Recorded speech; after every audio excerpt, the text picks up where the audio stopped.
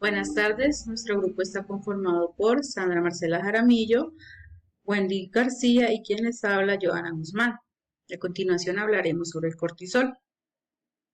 El cortisol es una hormona producida por las glándulas suprarrenales que están localizadas por encima de los riñones. El cortisol sirve para ayudar al organismo a controlar el estrés, reducir la inflamación y contribuir para un buen funcionamiento del sistema inmune. Ayudar en el metabolismo de las proteínas, grasas y carbohidratos y mantener los niveles de azúcar en la sangre constantes, así como la presión arterial. Funciones. Estimula la gluconeogenina, reduce la captación de glucosa mediada por GLUT4 en músculo esquelético y tejido adiposo.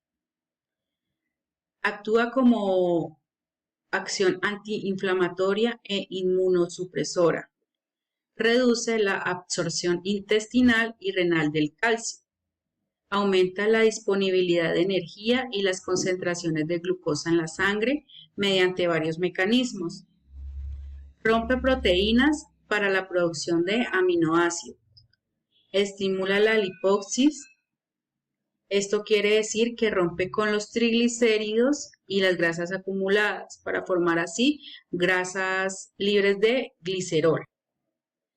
En cuanto al sistema de retroalimentación, como lo dije anteriormente, el cortisol está ubicado en la parte superior de los riñones. Por lo tanto, el cuerpo posee un elaborado sistema de retroalimentación que controla la secreción de cortisol y regula la cantidad de cortisol en el torrente sanguíneo. La glándula pituitaria en la base del cerebro produce y secreta una hormona llamada adrenocorticotrofina o ACTH. Su secreción indica a las glándulas adrenales que incrementen la producción y secreción de cortisol. La glándula pituitaria, a su vez, recibe señales desde el hipotálamo en la forma de hormona del CRH u hormona liberadora de corticotrofina, que se le señala a la pituitaria la liberación del ACTH cuando el cortisol está en cantidades adecuadas o en exceso. En la pituitaria, en el hipotálamo opera un sistema de retroalimentación negativo que alerta a estas áreas a reducir la producción de ACTH y CRH, respectivamente, con el propósito de reducir la secreción de cortisol. Cuando sufrimos de estrés, nuestro cerebro tiene alteraciones en las células cerebrales, las cuales estas abren una puerta y liberan ciertas hormonas. Una de ellas es la hormona glucocorticoides, que es la que debilita muchas de estas células e incluso llega a matarlas. También provoca que aparezca la adrenalina, que es la que produce la agitación y el nerviosismo. El estrés modela gravemente nuestro cerebro. Por ejemplo, el hipotálamo está asociado con la memoria y las emociones. Este va reduciendo poco a poco la capacidad de la memoria hasta presentar un tamaño más pequeño, es decir, cuando se presentan las memorias a corto, a mediado o a largo plazo. Mi nombre es Sandra Marcela Jaramillo Restrepo y dándole continuidad al tema, el neurotransmisor, el cortisol. Seguramente has escuchado referencia respecto al cortisol, como la hormona del estrés, el cual actúa como neurotransmisor en nuestro cerebro, especialmente cuando enfrentamos situaciones difíciles o de alto grado de tensión. Es una ley incondicional con el cerebro. Cuando hay estrés y ansiedad, el cerebro envía una señal a las glándulas adrenales para que liberen las hormonas del cortisol. Si el estrés y la ansiedad permanecen por mucho tiempo en nuestro organismo, los niveles de cortisol se mantendrán elevados, produciendo así el hipercortisolismo, una de las patologías que se origina a raíz del cortisol alto es el síndrome de Cush. Este se origina en el hipotálamo, el cual participa como mediador de la información metabólica, de acuerdo con las respuestas, el contexto y el factor estresante. Esa se manifiesta como un tumor benigno que se aloja en esta parte del cerebro.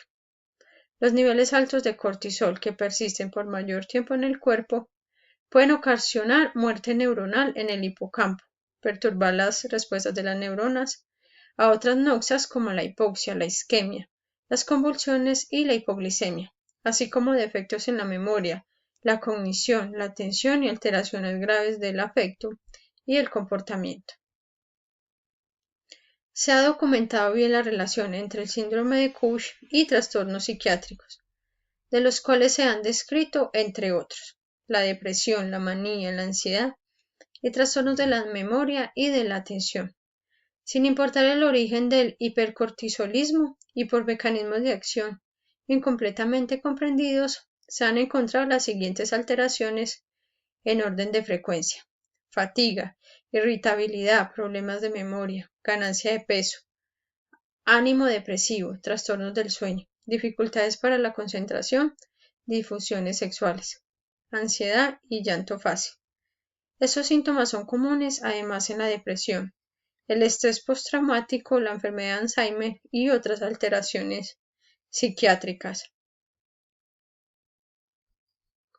Aunque todavía se sabe poco de las causas del síndrome metabólico o el síndrome de Cush, predominan al respecto las hipótesis multifactoriales que incluyen alteraciones neuroendocrinas, cardiovasculares e incluso emocionales. Se han estudiado la influencia del entorno, la situación psicosocial y el comportamiento ante situaciones de estrés y se han observado objetivamente las respuestas neuroendocrinas. Algunos de los fármacos utilizados para el manejo del hipercortisolismo son los glucocorticoides. Entre ellos está la cortisona, la hidrocortisona, el deflazacor, la prednisolona, pulsos de metilprednisolona, triaxinolona, dexametasona y la betametasona. Con exámenes realizados en el laboratorio, en sangre, orina y saliva, se determinan los niveles altos de cortisol en el organismo. La hormona del cortisol viaja a través del torrente sanguíneo, por ende tiene acceso a todos los órganos de nuestro cuerpo, y su elevación no solo produce patologías a nivel cerebral, sino que en todo nuestro organismo. También el uso prolongado de los fármacos anteriormente mencionados causan elevación del cortisol, y un desorden causado por el estrés hace que esta hormona no funcione bien y cause daño a nuestro organismo. Hola, hoy vengo a hablarles sobre la enzima que libera el cortisol. El cortisol hidrocortisona es una hormona esteroidea o glucocorticoide producida por la glándula suprarrenal.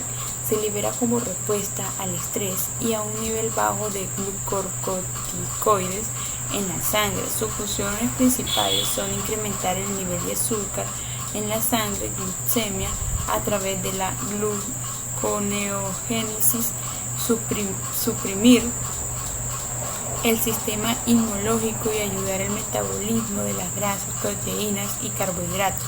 Además disminuye la formación, o sea, varias formas sintéticas de cortisol se usan para tratar una gran variedad de enfermedades diferentes. Aquí pueden observar que tenemos las glándulas suprarrenales.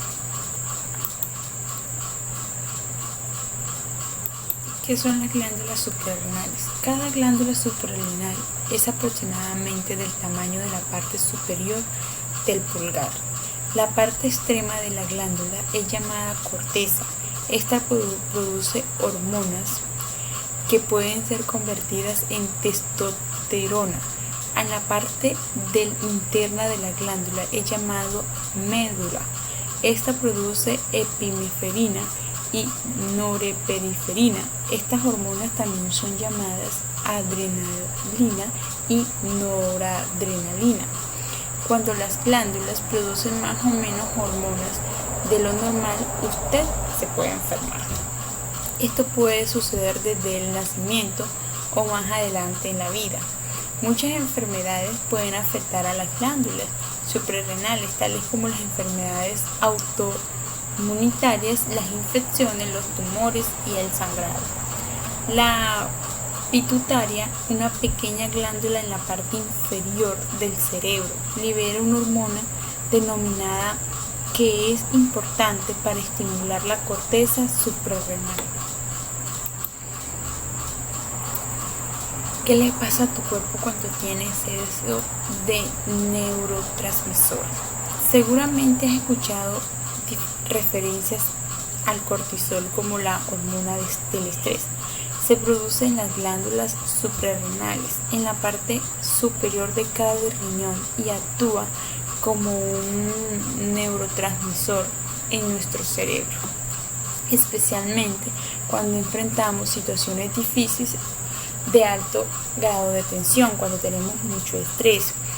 Cuando los niveles del cortisol están balanceados, nuestros órganos y sistemas funcionan en armonía. Sin embargo, cuando esta hormona se mantiene elevada, deriva a una alteración endocrina conocida como hipercortisolismo, que produce efectos muy negativos en las funciones de las células en todo el cuerpo.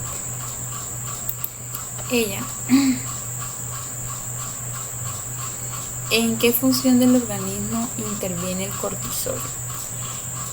En las funciones del organismo que interviene el cortisol en el metabolismo de los carbohidratos, las grasas y las proteínas. O sea, que dependiendo de los niveles de cortisol es como tu cuerpo maneja el uso de todo lo que comes.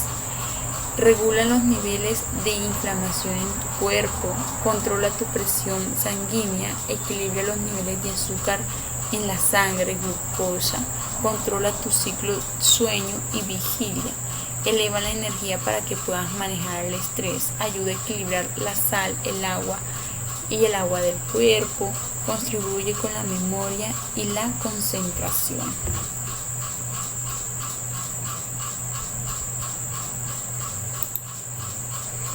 ¿Qué órganos y sistemas se afectan? Primero, sistema inmunológico o sistema de defensas. El sistema gastrointestinal, sistema cardiovascular, el cerebro, el sistema metabólico, sistema reproductor, el órgano más grande del cuerpo que es la piel. Hay mucho que podemos, entre otros, hay mucho que podemos hacer por nosotros mismos para revertir el camino del estrés. Permanentemente, el cuerpo humano tiene la capacidad de la autocuración. La idea es manejar la salud, sentirse bien y aumentar la longevidad. Depende de ti y de tus prioridades. Gracias.